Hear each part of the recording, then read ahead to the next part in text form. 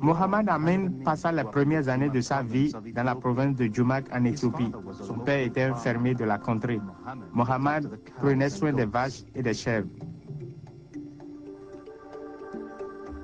Sa mère était restée stérile pendant plusieurs années. C'est pourquoi elle avait fait un vœu devant Dieu. S'il la bénissait avec un enfant, celui-ci le servirait durant toute sa vie. Lorsque Mohamed naquit, ses parents décidèrent qu'il ne fréquenterait pas l'école normale, mais plutôt qu'il irait étudier le Coran pour devenir imam. Adolescent, il obtint une bourse d'études pour l'Arabie saoudite où il apprit l'arabe et entreprit des études coraniques. En parlant de son séjour en Arabie saoudite, il raconte: Je priais avec ferveur. Chaque jour, je me levais vers 2 heures du matin et je priais. 9 ans plus tard, après avoir terminé ses études d'érudit du Coran, Cheikh Mohamed Amin rentra en Éthiopie. Il commença à enseigner le Coran dans une des plus grandes mosquées de Jumak. Quelques années plus tard, il quitta l'Éthiopie à nouveau pour continuer cette fois-ci ses études au Soudan.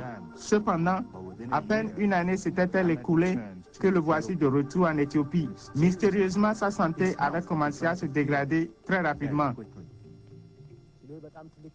Durant cette période, j'ai perdu beaucoup de poids. Je suis devenu un squelette ambulant. J'ai perdu mes cheveux.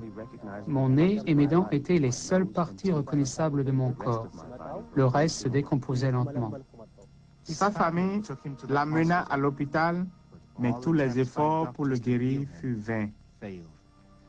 J'avais des furoncles et des plaies douloureuses qui me couvraient de la tête aux pieds.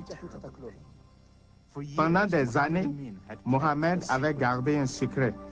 Alors qu'il était respecté en tant qu'homme de religion, en fait, il couchait avec des prostituées.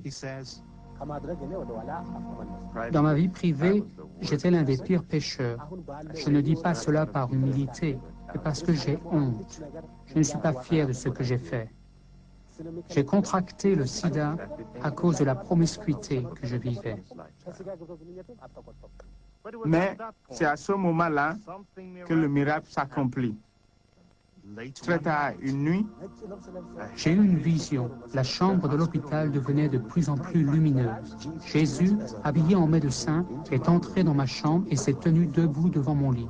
Il m'a contemplé avec amour et affection et m'a dit: Mohamed, lève-toi. Je ne peux pas bien traduire mes sentiments de ce moment-là. J'étais rempli de joie, de paix et de contentement. C'est à cet instant-là que Mohamed crut en sa guérison.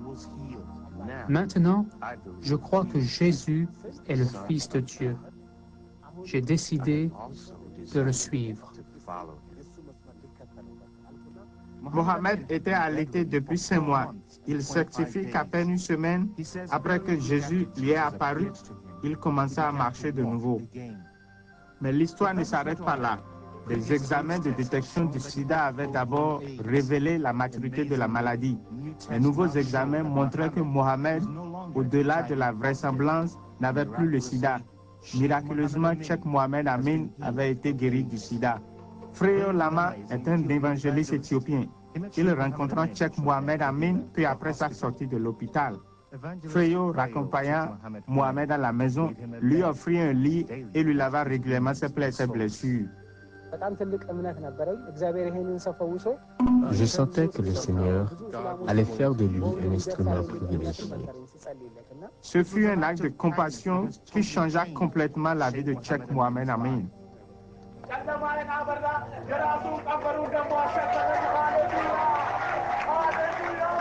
Devenu évangéliste à plein temps, il partage l'amour de Jésus et l'histoire miraculeuse de sa guérison du sida dans les villages, villes et églises à travers l'Éthiopie.